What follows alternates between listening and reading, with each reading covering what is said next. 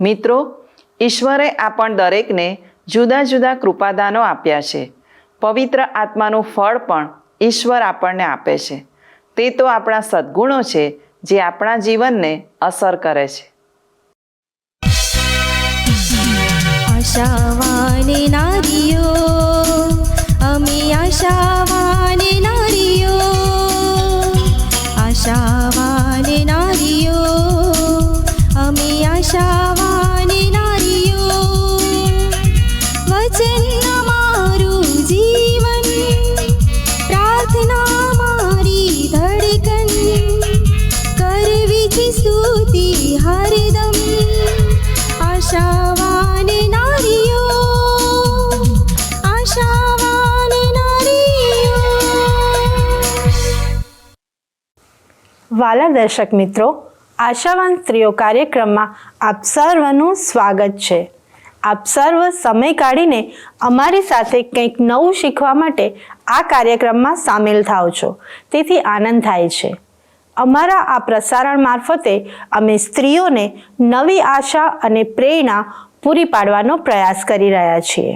તેથી જ દર અઠવાડિયે બહેનો માટે આ વિશેષ કાર્યક્રમ લઈને અમે ઉપસ્થિત થઈએ છીએ.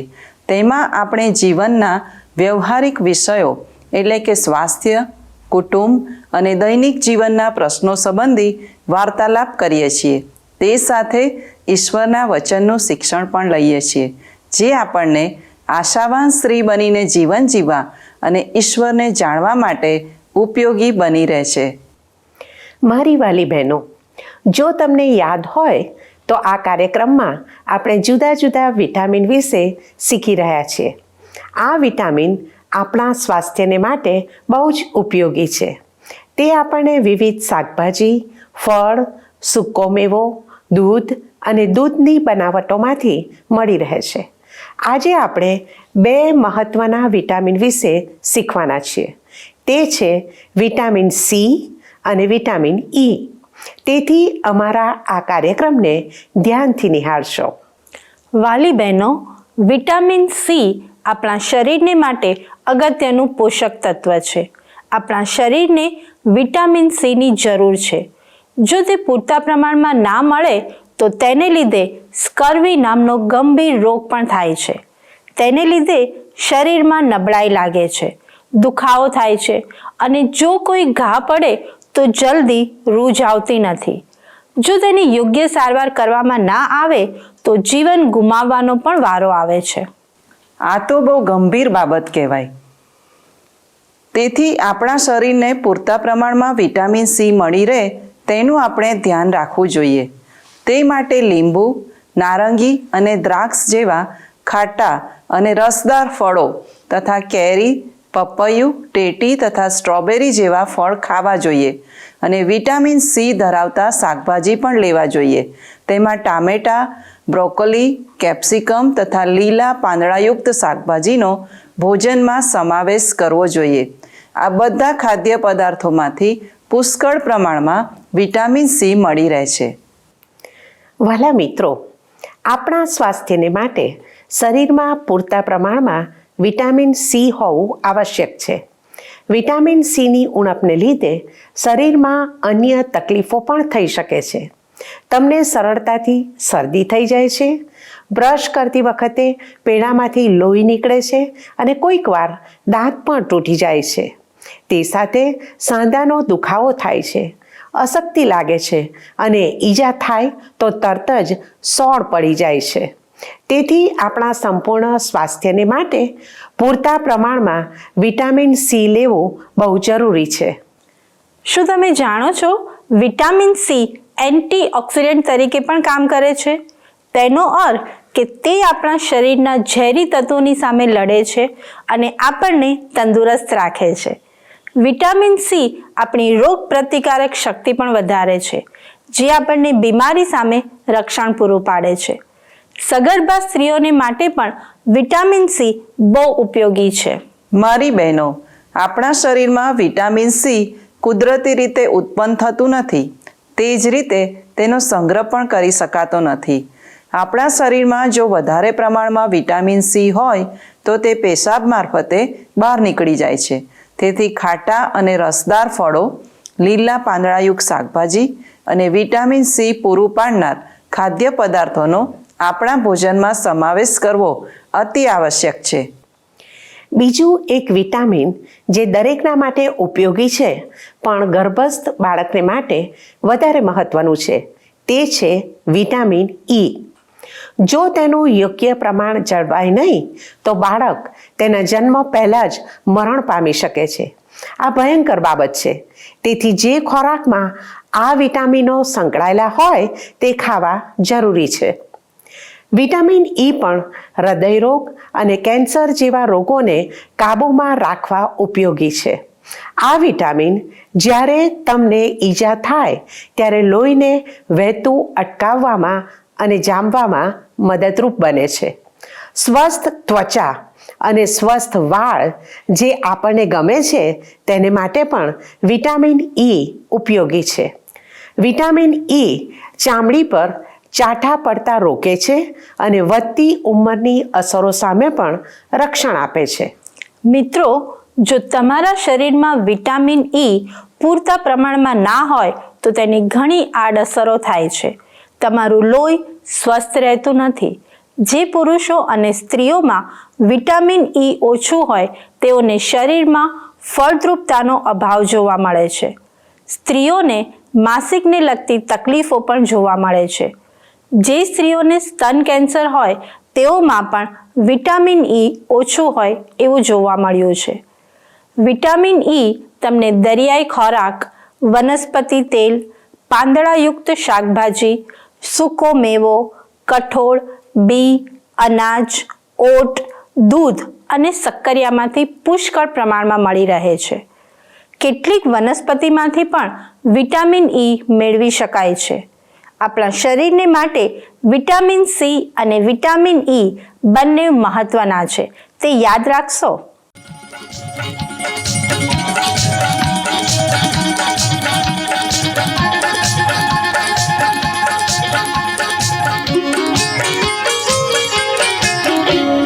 देव पिताना स्तुतिगान गाते तो उत्तम संतान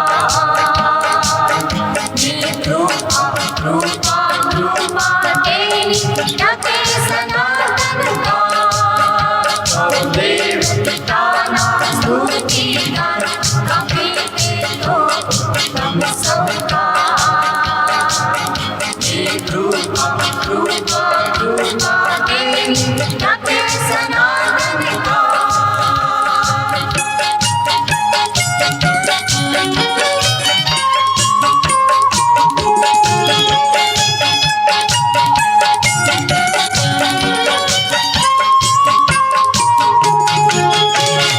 अगाध आकाश रचने रचाणु परमाणु ज्योतियों संस्थाती नभमा सर्जा शशिने भानु.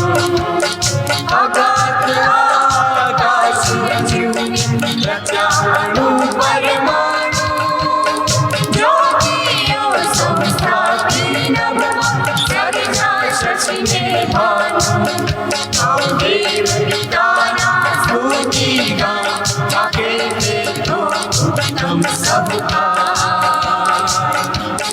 कृपा कृपा कृपा तेरी गाते सनातन गान.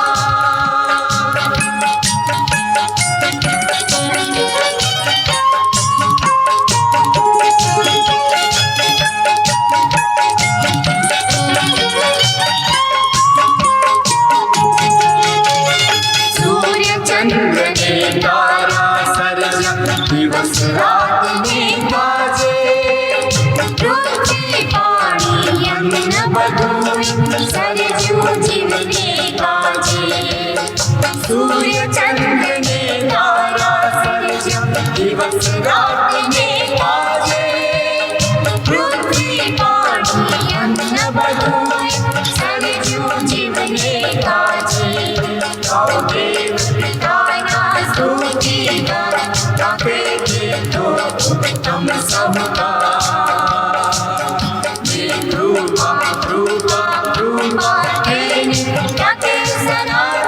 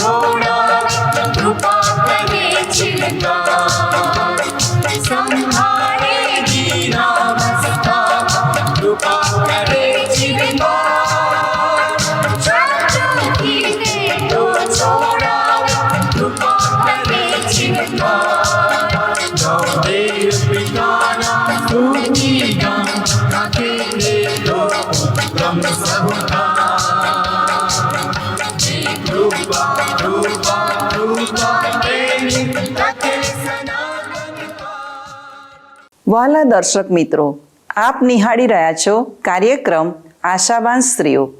આજે આપણે શીખ્યા કે જો આપણા શરીરમાં પૂરતા પ્રમાણમાં વિટામિન સી હોય તો આપણે બધી જ રીતે સ્વસ્થ રહી શકીએ છીએ. તે જ રીતે પવિત્ર આત્માનું ફળ આપણને આત્મિક તંદુરસ્તી આપે છે.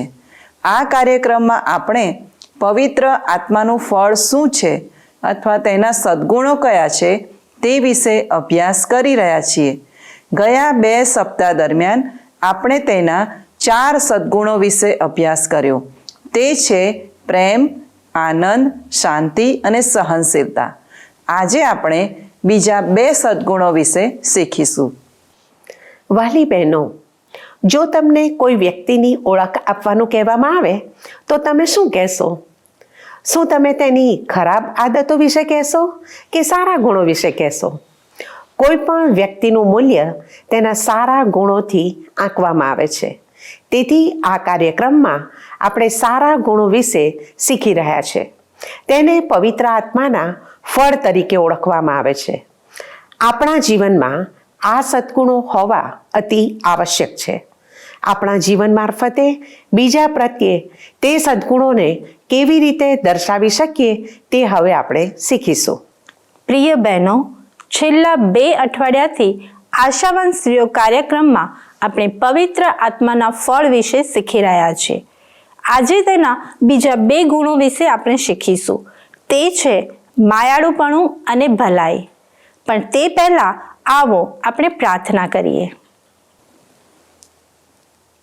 હે ઈશ્વર, તમે સર્વશક્તિમાન છો, આકાશ અને પૃથ્વીના સર્જનહાર છો. તમે બહુ મહાન છો અને છતાં પણ અમને પ્રેમ કરો છો. આકાશ અને પૃથ્વીની સરખામણીમાં અમે તો બહુ નાના છીએ, તેમ છતાં તમે અમને દરેકને ઓળખો છો, તે માટે આભાર. વાલા ઈશ્વર, અમારા ખોટા કાર્યોની ક્ષમા આપો. કેટલીક વાર તમને ના ગમે એવી બાબતો અમે કરીએ છીએ અને વિચારીએ છીએ. પ્રભુ, અમને તેની ક્ષમા આપો. જ્યારે અમે માયાળુપણું અને ભલાઈ સંબંધી સાંભળીએ ત્યારે અમને પણ ભલા અને માયાળુ બનતા શીખવો. ઈસુના નામમાં માંગુ છું. આમેન. વાલી બહેનો, શું તમને સવારમાં ઈશ્વર વિશે વિચારવા અને પ્રાર્થના કરવામાં સમય પસાર કર્યા પછી શાંતિ અને રાહતનો અહેસાસ થયો છે? તે પછી સાંજના સમયે તમે ગુસ્સાથી તમારા પતિ અને બાળકો સાથે જોરથી વાત કરી હોય એવું યાદ છે? હા, ઘણી વખત આપણી સાથે આવું બને છે. પ્રાર્થનામાં સમય વિતાવ્યા પછી પણ આપણે બહુ સરળતાથી ગુસ્સે થઈ જઈએ છીએ. પવિત્ર બાઇબલ આપણને શીખવે છે કે ઈશ્વરે આપણને દરેકને જુદા જુદા કૃપાદાનો આપ્યા છે. કોઈની પાસે પ્રાર્થના અને વિશ્વાસનું દાન હોય, કોઈની પાસે સેવા કરવાનું દાન હોય, તો કોઈની પાસે શિક્ષણ આપવાનું દાન હોય. ઈશ્વરે આવી સારી બાબતો આપણામાં મૂકી હોવા છતાં આપણે બીજાઓની સાથે કેટલીક વાર ખોટો વ્યવહાર કરીએ છીએ. સાચી વાત ને? મારી વાલી બહેનો, પવિત્ર આત્માનું ફળ એવા સદ્ગુણો છે જે ઈશ્વર આપણામાં મૂકે છે અને તે આપણા જીવનને અને આપણા વર્તનને અસર કરે છે. આપણે શીખી ગયા કે આપણે બીજાઓની સાથે પ્રેમથી અને આનંદથી રહેવાનું છે. આપણે શાંતિ રાખવાની છે અને સહનશીલ બનવાનું છે. આજે આપણે શીખીશું કે બીજાની સાથે અને પોતાની સાથે ભલાઈ અને માયાળુપણાથી કેવી રીતે રહી શકાય. મિત્રો, દરેક દિવસ આપણા માટે એક નવી તક લઈને આવે છે કે આપણે બીજા પ્રત્યે ભલા અને માયાળુ બનીએ. કોઈક વાર બીજા પ્રત્યે સ્મિત કરીને અથવા જરૂરિયાતમંદ લોકોને મદદ કરીને આપણે માયાળુપણું દર્શાવી શકીએ. કોઈની વસ્તુ પડી જાય તે લઈને તેને પાછી આપવાથી કે બીમાર પડોશીને ખોરાક પૂરો પાડીને પણ માયાળુપણું દર્શાવી શકાય. કેટલીક વાર આપણે બીજાનું સાંભળવાની પણ જરૂર છે. કેટલીક વાર આપણું કામ પડતું મૂકીને જે વ્યક્તિ પીડિત છે તેના તરફ ધ્યાન આપવું જરૂરી છે. આ પણ એક પ્રકારનું માયાળુપણું જ છે. એકદમ સાચી વાત છે. ભલાઈ પણ માયાળુપણાના જેવી જ છે. જ્યારે બીજાને આપણે મદદ કરીએ છીએ ત્યારે તે ભલાઈનું કાર્ય છે. જ્યારે બીજાની સાથે સભ્યતાપૂર્વક વ્યવહાર કરીએ છીએ ત્યારે તે ભલાઈ છે. કેટલીક વાર સારા શબ્દો બોલીને કોઈની પ્રશંસા કરીએ અથવા તેને ઉત્તેજન આપીએ ત્યારે તે ભલાઈ દર્શાવવાની એક રીત છે. કોઈના માટે સમય ફાળવીને પણ આપણે ભલાઈ દર્શાવી શકીએ છીએ. આપણે બીજાને માટે ભરોસાપાત્ર અને મદદરૂપ બની શકીએ તે જ ભલાઈ છે. પ્રિય બહેનો, માયાળુપણું અને ભલાઈ બંને એવા સદ્ગુણો છે જે આપણા વર્તન થકી આપણે બાહ્ય રીતે પ્રગટ કરી શકીએ છીએ, પણ તેની શરૂઆત આપણી અંદરથી થવી જોઈએ. તેનો અર્થ માયાળુપણું અને ભલાઈની શરૂઆત આપણા હૃદયમાં થાય તે જરૂરી છે. આપણે જ્યારે બીજાને મદદ કરીએ ત્યારે આપણા હાથ પગ દ્વારા તે દેખાઈ આવે છે. જ્યારે આપણે બીજાને ઉત્તેજન આપીએ અને ટેકો આપીએ ત્યારે આપણા શબ્દોથી તે પ્રગટ થાય છે. એટલા જ માટે તેને પવિત્ર આત્માનું કૃપાદાન કહેવામાં આવે છે. જ્યારે ઈશ્વરનો આત્મા આપણી અંદર કાર્ય કરે છે ત્યારે આપણને બીજાઓ પ્રત્યે માયાળુ અને ભલા બનવામાં મદદ કરે છે. ઈશ્વર તેની શરૂઆત અંદરથી કરે છે. આપણને મન અને હૃદયમાં યોગ્ય વિચારો આપે છે. જ્યારે આપણે પોતાની જાતને ઈશ્વરના હાથમાં સોંપી દઈએ છીએ ત્યારે આપણામાંથી બીજાઓને માટે ભલાઈ અને માયાળુપણું પ્રગટ થાય છે. મારી વાલી બહેનો, તમે વિચાર કરો, છેલ્લે ક્યારે તમે ભલા અને માયાળુ બન્યા? સ્ત્રીઓ તરીકે આપણે વારંવાર આપણા કુટુંબના લોકોની જરૂરિયાતોને પૂરી કરવા માટે આપણી પોતાની જરૂરિયાતોનું બલિદાન આપી દઈએ છીએ. આપણા પતિની, આપણા બાળકોની અને ઘરમાં રહેતા અન્ય લોકોની આપણે સંભાળ લેવી જોઈએ, પરંતુ આપણી પોતાની જાતની પણ યોગ્ય રીતે કાળજી રાખવી જોઈએ. પોતાની જાત પ્રત્યે ભલાઈ અને માયાળુપણું દર્શાવવું તે એક સારી બાબત છે. મારી બહેનો, જો તમે પોતાના માટે સમય ફાળવીને સાંજે થોડો સમય ચાલવા જાઓ તો તમે પોતાની જાત પ્રત્યે ભલાઈ અને માયાળુપણું પ્રગટ કરો છો. આ સમય તમારા માટે વિચાર કરવાનો અને પ્રાર્થના કરવાનો સમય બની શકે છે. જ્યારે તમે થોડો સમય આરામ માટે ફાળવો છો ત્યારે પણ તમારી જાત માટે ભલાઈ અને માયાળુપણું દર્શાવો છો. મારી બહેનો, તમારી જાત પ્રત્યે ભલાઈ અને માયાળુપણું દર્શાવવા તમે શું કરો છો તે સંબંધી વિચાર કરજો. આવો અત્યારે આપણે પ્રાર્થના કરીએ. હે ઈશ્વર, તમે અમારા માટે ભલા છો અને અમને પ્રેમ કરો છો તે માટે તમારો આભાર માનીએ છીએ. ભલાઈ અને માયાળુપણા વિશે જે બાબતો આજે અમે શીખી શક્યા તે બદલ અમે તમારો આભાર માનીએ છીએ. બીજાઓ પ્રત્યે અને અમારી જાત પ્રત્યે પણ ભલા અને માયાળુ બનવા અમને મદદ કરો. તમે અમારા પ્રત્યે કેવા ભલા અને માયાળુ છો તે યાદ રાખવા અમને સહાય કરો. જો અમે ભલા અને માયાળુ બનવામાં નિષ્ફળ ગયા છીએ તો અમને માફ કરો અને તમારા જેવા બનવા અમને પણ મદદ કરો. ઈસુના નામમાં માગું છું. આમેન.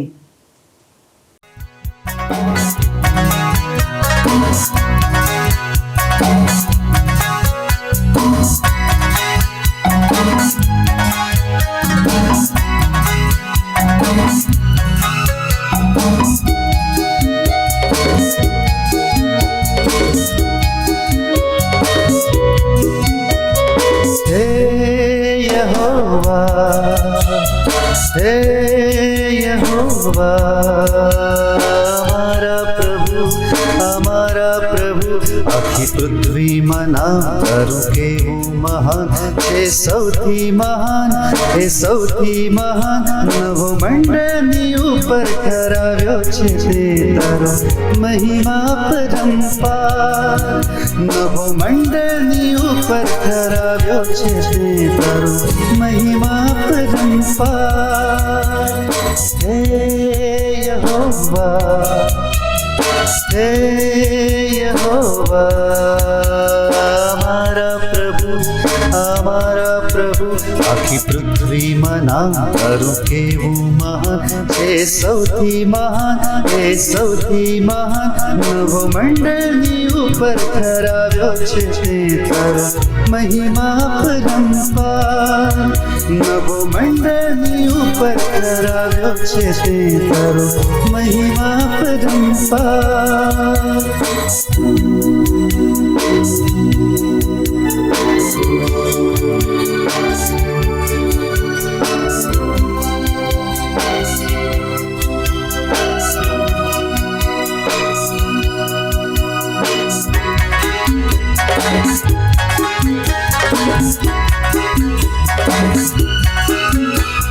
આકાશોની જ્યારે હું નિહાળું અજાયબ છે કૃત્યો તારા ચંદ્ર અને તારા તેમની જગ્યા પર તે ઠરાવ્યા છે આકાશોની જ્યારે હું નિહાળું અજાયબ છે કૃત્યો તારા ચંદ્ર અને તારા તેમની જગ્યા પર તે ઠરાવ્યા છે આ માનવી તે શું છે કે તેનું સ્મરણ તું કરે આ મનુષ્ય પુત્ર શું છે કે તેની ખબર તું દે હે યહોવા હે યહોવા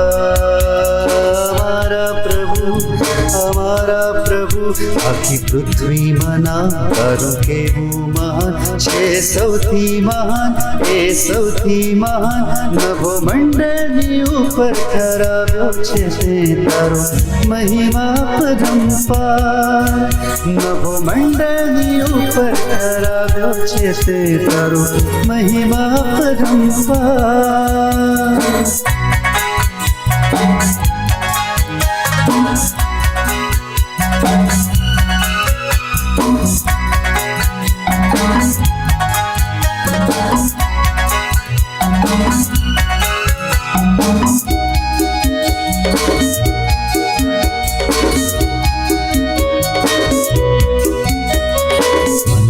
બનાવ્યો પૃથ્વી પર તે દેવથી થોડો ઉતરતો ગૌરવ તથા માન તે આપ્યું તેને સૌથી વધારે મનુષ્ય બનાવ્યો પૃથ્વી પર તે દેવથી થોડો ઉતરતો ગૌરવ તથા માન તે આપ્યું તેને સૌથી વધારે સર્વ અધિકાર તેને તેના હાથોમાં સોંપ્યો છે તેના પગોની નીચે સગનું તે મૂક્યું છે હે યહોવા હે યહોવા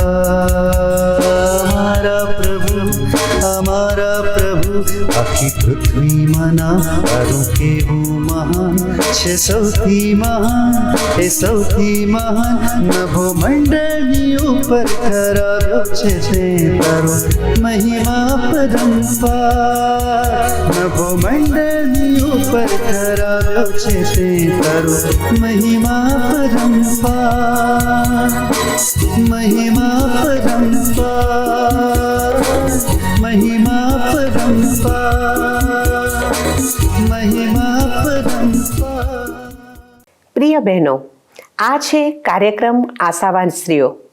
અત્યારે હું તમને એક પ્રશ્ન પૂછવા માંગુ છું. શું તમને યાદ છે તમારા જીવનનો સૌથી મુશ્કેલ સમય કયો હતો? કોઈના માટે તે બાળક ગુમાવ્યાની ક્ષણ હોય અથવા કોઈના માટે તે પોતાના સ્વજનને ગુમાવ્યાની ક્ષણ પણ હોઈ શકે. કોઈના માટે તે નોકરી ગુમાવ્યાનો સમય હોય અથવા કોઈના માટે તે પરીક્ષામાં નિષ્ફળ ગયાનો સમય પણ હોય. આવા સમયે આપણને એવું લાગે છે કે ઈશ્વર આપણાથી દૂર છે.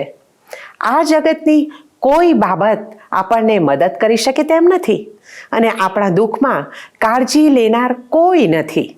આવા સમયમાં ઈશ્વર ભલા અને માયાળુ છે તે સ્વીકારવું મુશ્કેલ લાગે છે.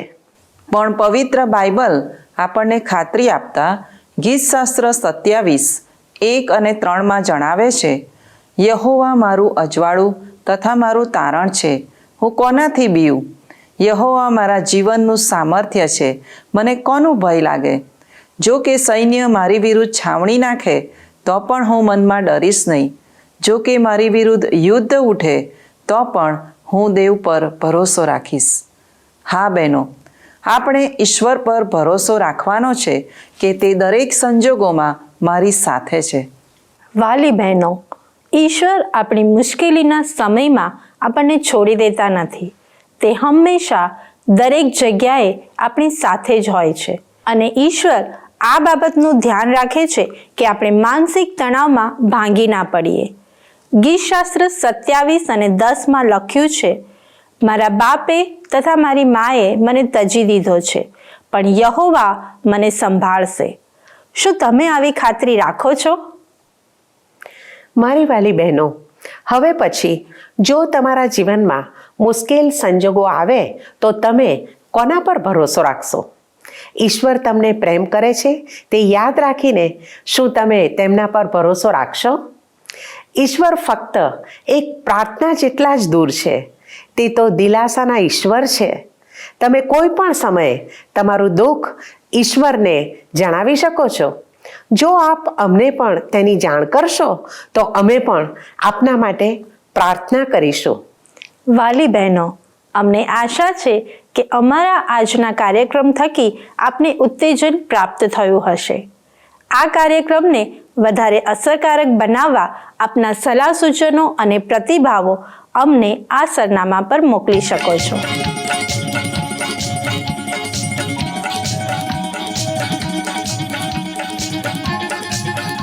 જો આપ ફોનથી અમારો સંપર્ક કરશો તો પણ અમને આનંદ થશે. તે માટે અમારો ફોન નંબર નોંધી લેશો. અમારો ફોન નંબર છે 9998979026 9998979026. આ નંબર ઉપર આપ અમને મિસ કોલ અથવા SMS પણ કરી શકો છો. આવતા સપ્તાહે આ જ સમયે આશાવાન સ્ત્રીઓ કાર્યક્રમમાં ફરીથી મળીશું. ઈશ્વર આપને ભલા અને માયાળુ બનવા સહાય કરે એ જ પ્રાર્થના સાથે અમે આપની વિદાય લઈએ છીએ. ધન્યવાદ. શું તમને આ કાર્યક્રમ ગમ્યો? અત્યારે જ અમને મિસ કોલ કરો.